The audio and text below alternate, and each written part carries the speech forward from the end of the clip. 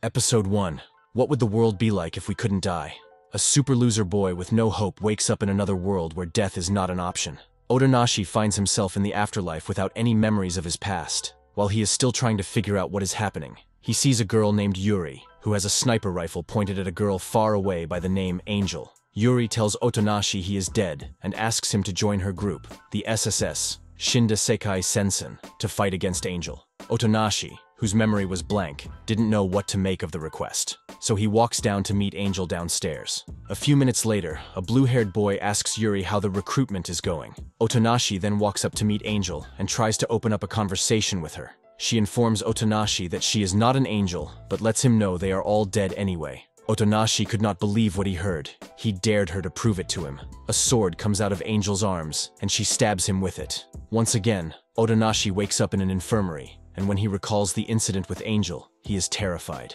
A purple-haired boy with a halberd enters the room and scolds Otonashi for going against Yuri's orders. The purple-haired boy kills Otonashi 100 times to punish him for his actions. When Otonashi recovers from this, he decides it would be best to look for a way out of this world. Immediately, Otonashi opens the door to the principal's office. A vast hammer emerges from nowhere and knocks him out through the window. This time, Otonashi opens his eyes to see the whole group arguing over a new name for their team. Yuri announces to Otonashi that the room they are presently in is the headquarters of the SSS. Otonashi finally decides to join the group.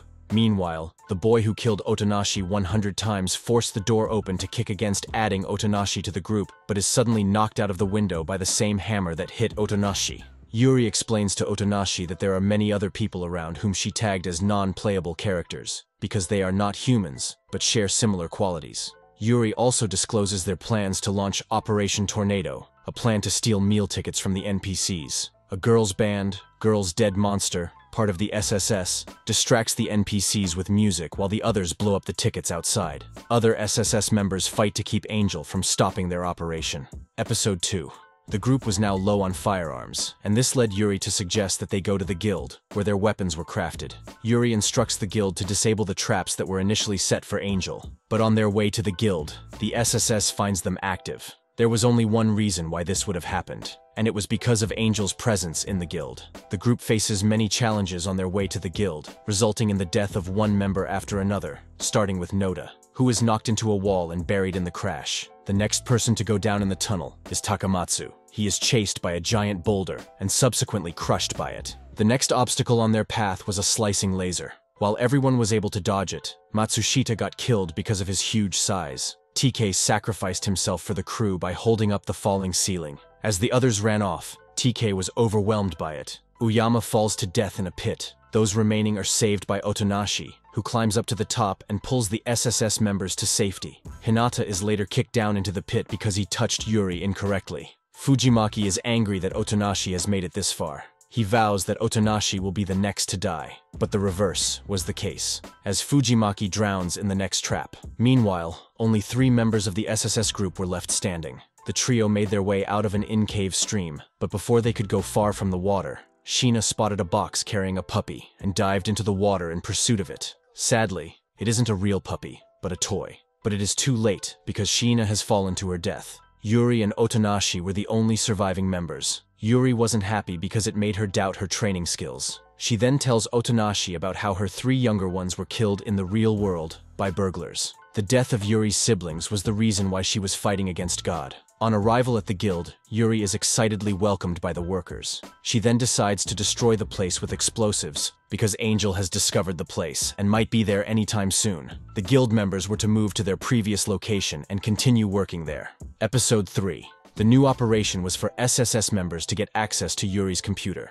To achieve this, the Girls Dead Monster would help distract Angel while they all made their way into her room and hacked into her computer. Otonashi notices a girl named Yui hanging up posters for Girls Dead Monsters. Otonashi talks with Iwasawa, the band's leader, during its break. Iwasawa shares how her parents constantly fought due to her father's alcoholism, making it hard for her to sleep. She found solace in music after discovering that the band's vocalist, Sad Machine, shared a similar background. Despite her excellent grades, Iwasawa picked up an old acoustic guitar and started performing on the streets, dreaming of making it big in Tokyo after graduation. Unfortunately, after graduating and working as a part-time waitress, An old head injury caused by her father hitting her with a wine bottle resulted in her death from a stroke. As Otonashi reflects on the troubled lives of the SSS members, Iwasawa returns to the scene. Yuri's operation starts while Girl's Dead Monster rocks out in the auditorium, setting the scene. As Girl's Dead Monster keeps the music flowing, Iwasawa rebels against the schedule and launches into a daring performance of the Trump song, Alchemy. Their bold move doesn't go unnoticed as several teachers, accompanied by Angel, catch them in the act.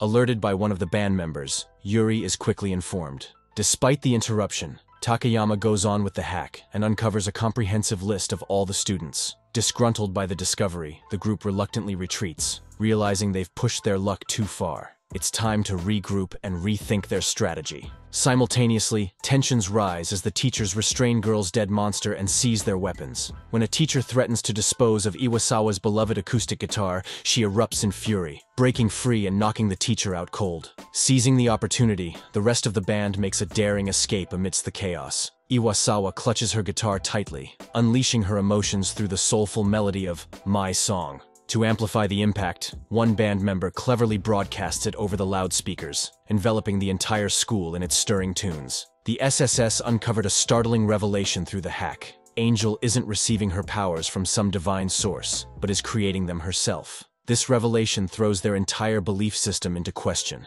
suggesting that the entity they've been opposing might not even exist. Iwasawa's touching performance helped her to realize that her true purpose was to touch people's hearts through her music, just as the vocalist of Sad Machine did for her. Since Iwasawa had fulfilled it in the afterlife, she vanished into the heavens, signaling that one doesn't need to follow Angel's directives to find peace unquestioningly. One just needs to discover one purpose. Episode 4.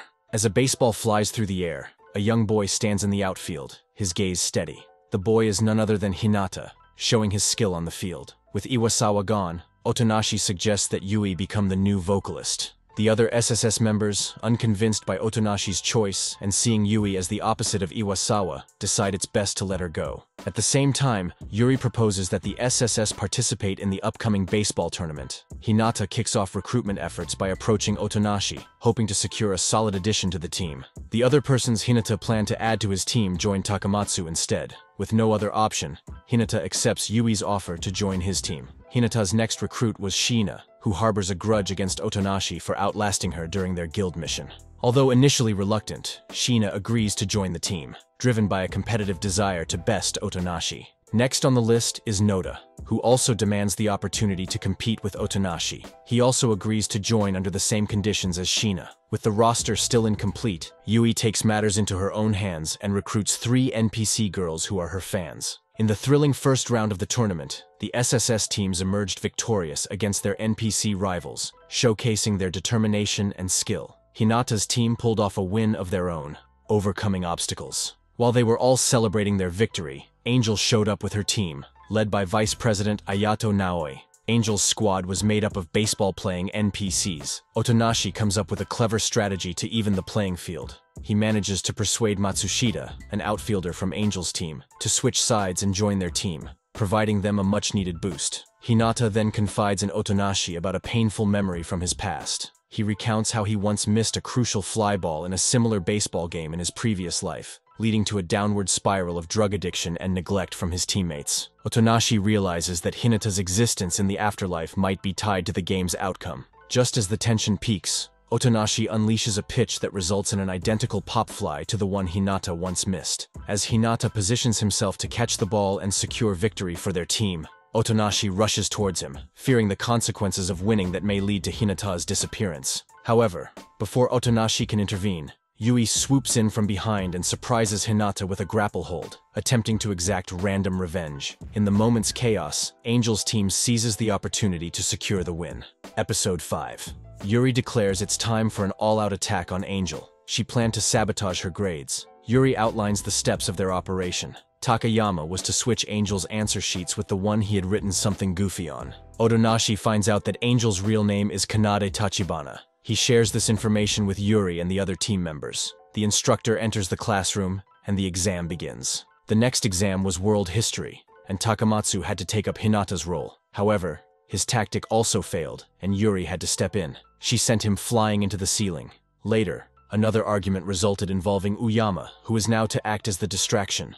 Rumors of Angel receiving 0 marks on her subjects begin circulating, and Yuri wastes no time sharing the news with the SSS. The group briefly reflects on the consequences of their actions. In the gym, students assemble to hear the announcement of Kanedi's resignation as student council president, with Naoi stepping in as her replacement. Yuri, who seemed to be happy about this development, declares the initiation of Operation Tornado that very night. Yui takes center stage as the new leader of Girls' Dead Monster, captivating the audience with a heartfelt performance of Thousand Enemies, the last song penned by Iwasawa before her mysterious disappearance. Kaneda emerges and enters the firing range. Otonashi stops the assault, sensing a lack of hostile intent in her actions. Observing her calm demeanor, he calls off the attack. Kaneda continues toward the concert venue, where she finds herself in the middle of a barrage of flying food coupons as Yuri activates the wind fans to conclude the operation. Kaneda watches in dismay as she loses her coupon for a serving of mapo dufu, a notoriously spicy dish rumored to be nearly impossible to stomach. Upon learning that Kaneda's coupon was caught up in the chaos of the operation,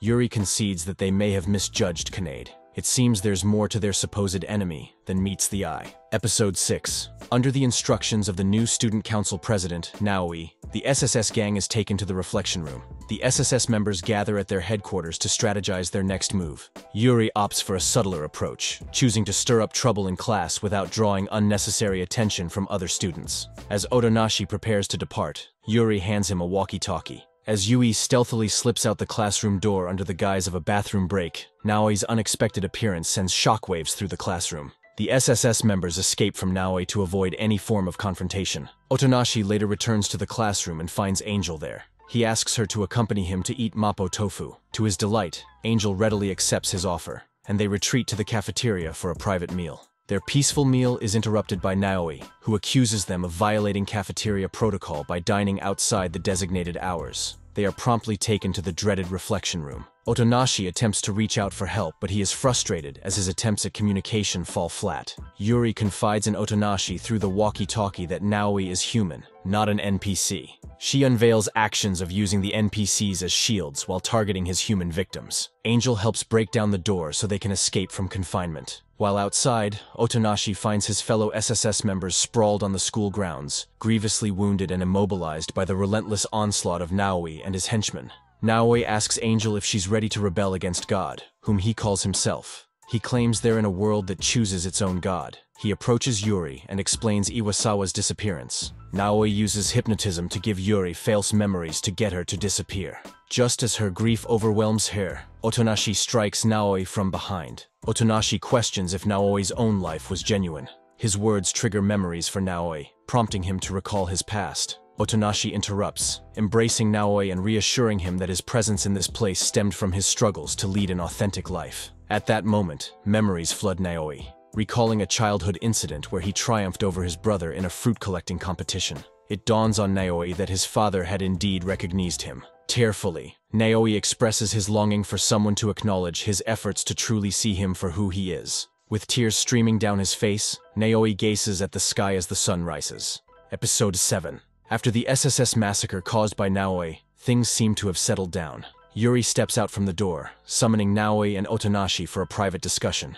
In an empty room on the 3rd floor of the school building, Yuri asks Naoi to help Otonashi regain his memories. With reassuring words from Naoi and Yuri, Otonashi agrees to the hypnosis session. Otonashi visits his younger sister, Hatsune, at the hospital. She asks him about his experience at school. Hatsune was sick with cancer and unable to leave the hospital for 2 years. Otonashi worked hard to take care of Hatsune and buy her multiple copies of manga. During Christmas, Ponashi defied the doctor's orders and secretly took Hatsune out of the hospital, carrying her on his back. That night, Hatsune watched in awe as Otonashi carried her down the main street, adorned with trees and twinkling lights. Otonashi felt immense gratitude for being able to afford such a special occasion, knowing that he had used up all his savings to fulfill Hatsune's wish. In a soft voice, Hatsune thanked her brother one last time. After that, Otonashi continued to walk and talk with a smile, unaware she was dead. Otonashi lamented that his life no longer held significance now that Hatsune was no longer with him.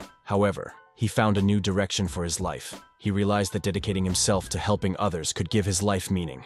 Inspired by this revelation, he worked tirelessly and pursued education with determination. He eventually graduated from high school through hard work and applied for a college entrance exam. However, tragically, On his way to the exam, the train he was traveling on was involved in an accident, and Otonashi presumably passed away. Yuri asks Otonashi if his memories have returned. As the hypnosis session concludes, Otonashi regains his lost memories. Determined to make a difference, he decides to stay in the SSS, bringing joy to Yuri. The next day, SSS members all went out for Operation Monster Stream, meaning they had to go fishing at the riverbank. Otonashi urges Kanade to join them in fishing. After brief guidance, Kanade catches the monster stream. Since it is too large to eat alone, only the SSS members can eat it. They all agree to share with the NPCs. That night, Noda notices Yuri's absence during the charity work.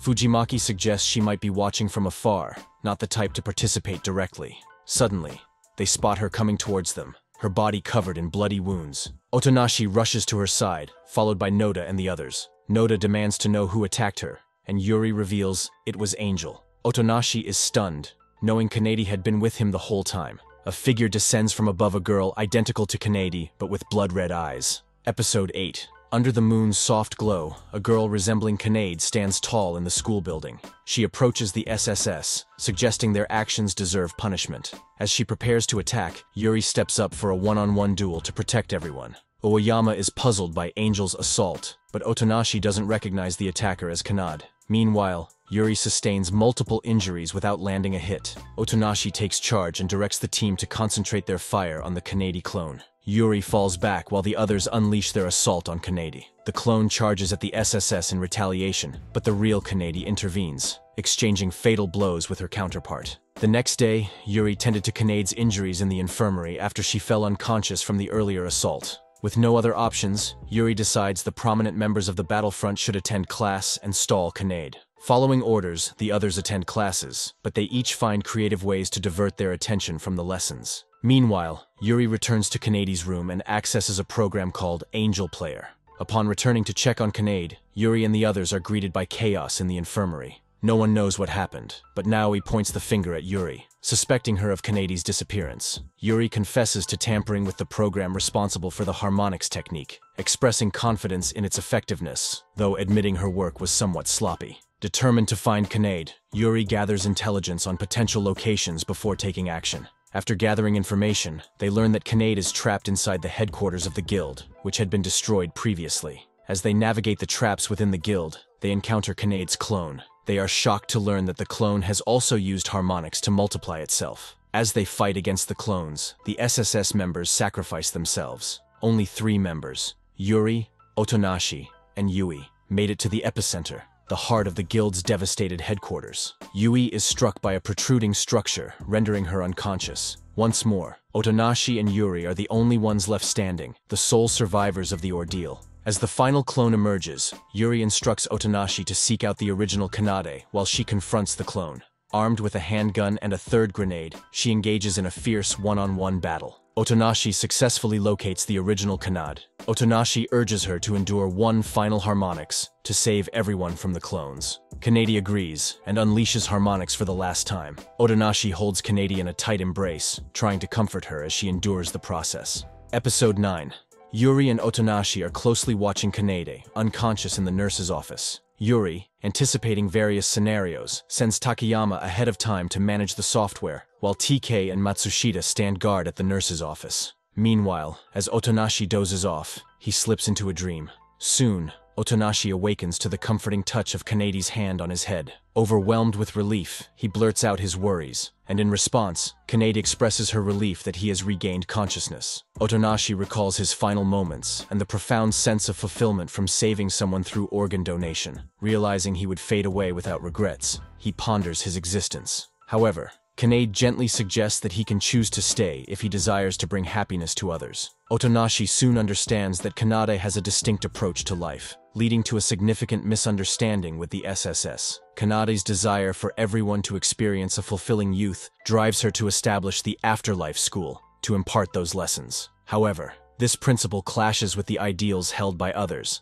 sparking a prolonged conflict between them and Kanade that spans countless days. Realizing the futility of the ongoing conflict, Otonashi offers to be friends with Kanade.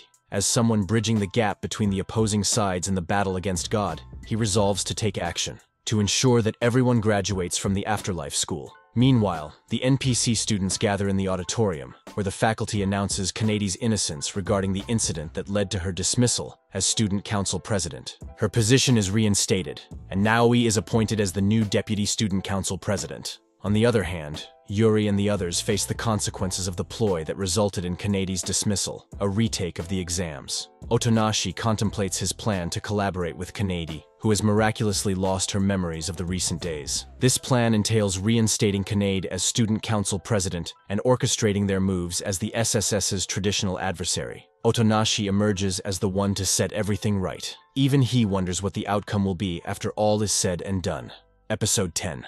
At one of the school's trash incinerators, Kanady and Otonashi meet to discuss their strategy. Otonashi suggests making Yui disappear first. Otonashi offers Yui a drink, and they talk outside. Yui confides in Otonashi, admitting her desire to surpass others. She begins to reminisce about her past, revealing that she was paralyzed and bedridden after being hit by a car from behind. Throughout her recovery, she relied on her mother for constant care. Yui explains that her inspiration to play the guitar stemmed from watching music programs to pass the time during her ordeal. Otonashi listens as Yui expresses her desires, including hitting a home run in baseball, playing soccer, and even trying professional wrestling. Initially overwhelmed by the extent of Yui's aspirations, Otonashi realizes that many of the things she longs to do are activities she has seen on television. Otonashi resolves to assist Yui in fulfilling her dreams. The trial with wrestling turned out to be successful. While she celebrates her victory, Otonashi remains lying down, his back sore from Yui's practice. Following a brief break, Otonashi informs Yui that soccer is up next. Yui desires a 5-on-1 match, prompting Otonashi to seek out players. He successfully recruits Hinata, TK, Fujimaki, and Noda, enticed by a letter allegedly written by Kanady herself. Yui charges through the opposing team with Otonashi's assistance and employs some questionable tactics. With extra assistance from Kanade, Yui wins the game. Yui and Otonashi head to the baseball field after the match. Yui aims for the area beyond the safety nets at the end of the field. After watching Yui hit several balls, Otonashi realizes it will take her a while to reach her goal. Yui later decides to give up after struggling for days. Yui confides in Otonashi about her final wish, to experience marriage. She admits to feeling helpless, believing that God has been cruel by depriving her of happiness. Otonashi disagrees with her assessment, but Yui challenges him with a question. "Will you marry me then, senpai?" Otonashi remains silent, but it's Hinata who responds. Hinata proclaims his love for Yui, affirming that regardless of her condition, he will seek her out and marry her. With a sigh of contentment, Yui vanishes. Hinata turns to Otonashi, expressing his determination to help him realize his goals. Later, Noda and Uyama are depicted in a hallway, their expressions a mix of fear and astonishment as Noda eliminates a mysterious shadow-like entity. In a phone call, Yusa and Yuri discuss the mysterious shadow that Noda has just eliminated, acknowledging its potential danger. Episode 11. As Otonashi heads back to class, he ponders whom he'll assist in moving on next. Walking through a school corridor, he bumps into Hinata and Naoi, who aim to support him in his mission. Suddenly, as Naoi discusses his willingness to aid, a mysterious figure looms behind him, launching an unexpected attack. Yusa captures the attacks by using the shadows on camera and informs Yuri about them, who then instructs everyone to pair up for better defense. Taking matters into her own hands, Yuri personally summons Kanady to the student council office for the first time. Kanady reveals that she last programmed 2 days ago. Consequently, Yuri requests permission to inspect Kanady's dormitory room for clues. With Kanade's consent, Takayama is tasked with the investigation. Shortly after, Takayama contacts Yuri to deliver his report on Kanady's program. He confirms that no bugs were found in the latest addition to the program, and the previous programs have undergone minimal alterations. Out of nowhere, they hear a voice calling out to them, Fujimaki, his face filled with fear. He informs the SSS that Takamatsu has been attacked. Rushing to the scene, they find Takamatsu's glasses lying there. Uyama then recounts what he witnessed. Takamatsu was engulfed by one of the shadows and dropped his glasses before disappearing into the ground. When Takamatsu finally recovered, he became an NPC without any memories of their activities. That evening, Yuri convenes another meeting with all SSS members who are in attendance. She acknowledges Otonashi's plans, initially indirectly, but views them as a viable option for surviving the shadows. Yuri informs them that she is going to look for a way to resolve the new threat to their existence. Inside one of the computer rooms, Yuri encounters an older man engrossed in using one of the computers. After exchanging a few words with the man, she initially suspected to be the controller of the shadows. She retracts her accusation upon realizing he is merely one of the custodians. He explains that he's setting up new computers for students, as units frequently get stolen due to break-ins. After the old man departs, Yuri resolves to enter the computer room and conduct her investigation. Suspecting that the thief stealing units from the library might be using them to manipulate the NPCs, she searches for clues. After a few minutes, she discovers a hidden passage concealed within the computer room's tiled floor. With a glance around, she finds herself again entering the guild. Episode 12. As Kanade flies to face the shadows in the afterlife, Otonashi, Hinata, and Naoi convene at the SSS headquarters to prepare for the upcoming battle. Otonashi steps out. He's greeted by the remaining Girls' Dead Monster members, with the SSS members gathered behind them. After a moment's pause, Hisako, Irie, and Sekine decide to disband Girls' Dead Monster. They urge Otonashi to fulfill his mission, emphasizing that with the disappearance of the SSS, their world has served its purpose. Hisako's final words promise the formation of a new band. Otonashi expresses his anticipation as Girls' Dead Monster, and the SSS members fade away, vanishing into thin air. A group of shadows lunges toward Otonashi's group. The others, including Noda, Uyama, Fujimaki, and TK, also join in the fight. Suddenly, Matsushita appears from a distance and helps to take down the shadows. Meanwhile, at Guild's headquarters, Yuri is alone on the second basement level. She considers the underground a likely hiding spot for a mastermind. Yuri arrives at Old Guild, taking a moment to rest and contemplate the situation, particularly concerned about Kanade's well-being. Yuri then finds herself confronted by a few shadows. In her despair, she hears Otonashi's voice and wakes up to find Otonashi, Hinata, Naoi, and Kanade standing before her. Otonashi explains that Kanade sensed her emotions, prompting them to aid her. Feeling grateful for their efforts, Yuri quickly tidies herself up after her ordeal with the shadows and rushes toward them. With the SSS groups and Kanade's assistance, Yuri advances and stumbles into a room labeled Second Computer Room.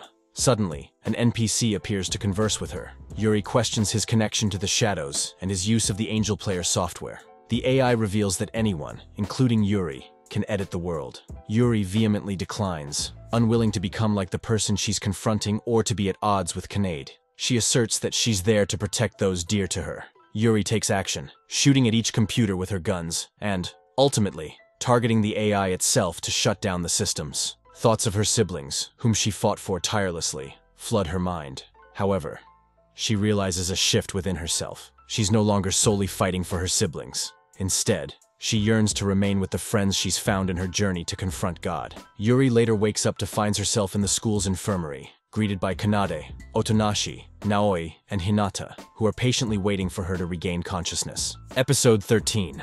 As they chat, they wonder if Yuri has overcome her troubles. Yuri feels embarrassed and playfully hits Naoi when he tries to use hypnotism to get answers from her. Eventually, she confesses that she has indeed moved on from her regrets. Yuri is also relieved when Kanade addresses her by her first name. Otonashi changes the subject to something they arranged while Yuri was recuperating. After a swift outfit change, Yuri accompanies the group to the gymnasium. Along the way, Yuri realizes that the other members of the SSS are nowhere to be found. Otonashi explains that they have also moved on, which brings Yuri relief. Hinata also informs her that Takamatsu has reverted to his usual self and rejoined the rest of the SSS. Upon reaching the gymnasium, the conversation circles back to Kanade's impending graduation. With everyone ready, Otonashi initiates the graduation ceremony for the Afterlife Battlefront. Otonashi gracefully concludes the ceremony. With heartfelt sincerity, Naoi expresses his gratitude to Otonashi for bringing peace to his troubled heart. With one final bow of appreciation,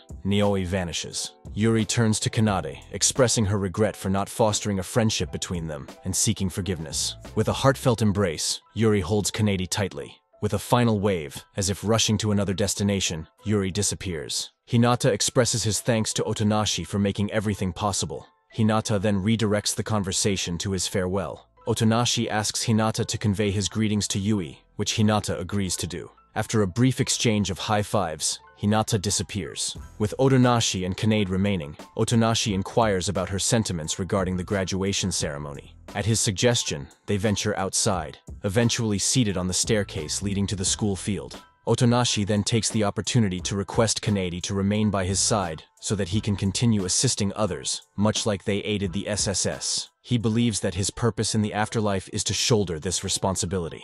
As Kanade walks past him, Otonashi confesses, "I love you." Kanade remains silent. Perplexed, Otonashi questions her silence. Kanade explains that if she were to express her feelings, she would vanish. She also expresses her desire to express gratitude. Otonashi listens, shocked, as Kanade unveils that she was a recipient of Otonashi's organ donations, and his heart prolonged her life. Driven to thank her savior, she went into the afterlife. She also disclosed some details about Otonashi's existence in the afterlife, revealing that when Kanade first stabbed him, he had no heart, and Otonashi regained his final memories because he was close to his own heart. With this revelation, Kanade prompts Otonashi to repeat the words he previously told her. He hesitates, fearful of losing Kanade. However, Kanade reassures him, explaining that it's the only way for her to understand that life is beautiful. Otonashi seizes Kanade and earnestly professes, "I love you," repeatedly pleading for her to stay with him forever. With each iteration of those words, Kanade expresses gratitude.